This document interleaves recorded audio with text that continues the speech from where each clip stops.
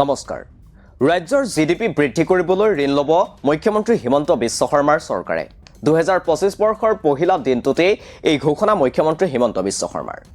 1 জানুৱাৰীত নতুন দিনৰ আলাপ শীৰ্ষক কাৰ্যসূচীত ঋণ লোৱা বিষয়টোক পুনৰ ন্যায্যতা প্ৰদান কৰি মুখ্যমন্ত্ৰী হিমন্ত বিশ্ব শৰ্মাই দিলে এই চুক্তি। অসমক লৈ ভাৰত চৰকাৰ সন্তুষ্ট যে আমি আটাইতকৈ কম লোন লৈছো কাৰণ আমাৰ নিজৰ সংসাধন আহিছে, কিন্তু মই ভাবো যে আমি বেছিকৈ লোন ল'ব লাগে যাতে আমাৰ জিডিপিটো বাঢ়িব পাৰে। মুখ্যমন্ত্ৰীৰ মতে চৰকাৰে 2025ত ল'ব পৰা ঋণৰ পৰিমাণ হৈছে 27,000 কোটি টকা। এই পৰিমাণৰ ঋণ ল'বৰ বাবে কেন্দ্ৰ চৰকাৰে অনুমতি প্ৰদান কৰিছে অসম চৰকাৰক, কিন্তু অসম চৰকাৰে এই বছৰ 17,000 কোটি টকাৰহে ঋণ ল'ব বুলি একেখন সংবাদমেলতে সদৰি কৰে। এই বছৰত ভাৰত চৰকাৰে মোক অনুমতি দিছে 27,000 কোটি টকা ঋণ লোৱাৰ কাৰণে। ই কেনেকে নিৰ্ণয় কৰে? জিডিপি 32%, কিন্তু আমি এই বছৰ লোন ল'ম মাত্ৰ 17,000 কোটি টকা। মুখ্যমন্ত্ৰীৰ যুক্তি, ৰাজ্যৰ জিডিপি লোন ৰেচিঅ' অন্যান্য ৰাজ্যৰ তুলনাত বহুত কম।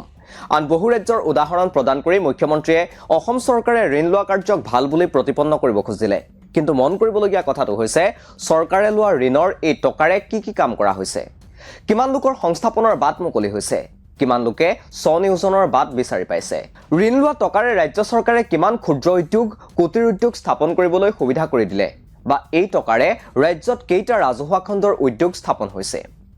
ঋণ লৈ ৰাজ্যৰ উন্নয়ন কৰি থকা বুলি ঢাকঢোল বজোৱা দিনত এইবোৰ হিচাপ আজি মুখ্যমন্ত্ৰীয়ে নিদিলে। চৰকাৰে এই হিচাপ নিদিলেও বহুতেই এই সম্পৰ্কে অৱগত যে ঋণৰ টকাৰ সিংহভাগেই খৰচ হয় হিতাধিকাৰীক তুষ্টিকৰণৰ নামত।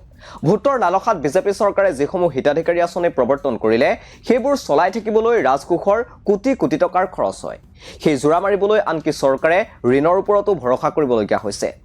চৰকাৰে প্ৰতিমাহে কেৱল অৰুণোদয় আঁচনিৰ বাবে অৰুণোদয় আঁচনিৰ 43 লাখ হিতাধিকাৰীক ধন বিলাবৰ বাবে 400 কোটিৰো অধিক টকা ব্যয় কৰিবলগীয়া হয়।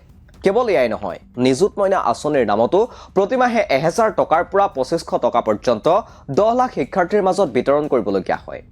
ঋণৰ ভৰত ককবকাই থকা চৰকাৰে আকৌ শেহতীয়াকৈ বিকাশৰ 12 দিন বুলি এক কাৰ্যসূচী ৰাখি ইয়াৰ যোগেদি বৃদ্ধি কৰিলে 32 লাখ হিতাধিকাৰী, আৰু এই বিকাশৰ 12 দিন উদযাপন কৰিবলৈ কেৱল পেণ্ডেলৰ নামতেই খৰচ কৰিলে 25 কোটি টকা। ইয়াৰ পূৰ্বেও এনে বিভিন্ন কাৰ্যসূচী উদযাপনৰ বাবে ৰাজ্য চৰকাৰে কোটি কোটি টকা খৰচ কৰিছে। সেয়া ৰাজ্যৰ জনতাই দেখিছে। এফালে হিতাধিকাৰী আঁচনিৰ প্ৰয়োভৰ আৰু আনফালে উৎপাদনশীল কাম কাজত চৰকাৰৰ অমনোযোগিতা, ইয়ে ৰাজ্যৰ অৰ্থনীতিৰ ৰাজহাড়ডাল ভাঙি পেলাইছে বুলি বিভিন্ন সময়ত বিভিন্নজনে মন্তব্য কৰি আহিছে। ঋণ লোৱাটো ভাল কথা বুলি সদম্ভে ঘোষণা কৰা মুখ্যমন্ত্ৰীগৰাকীয়ে কিন্তু আজি এইবোৰ কথা নকলে। তেওঁ আনকি এই কথাও নকলে যে অৰ্থনৈতিক দুৰৱস্থাৰ বাবেই ৰাজ্য চৰকাৰে বিভাগসমূহৰ পৰা ধন উভতাই বিচাৰিবলগীয়া পৰিস্থিতিৰো উদ্ভৱ হৈছিল।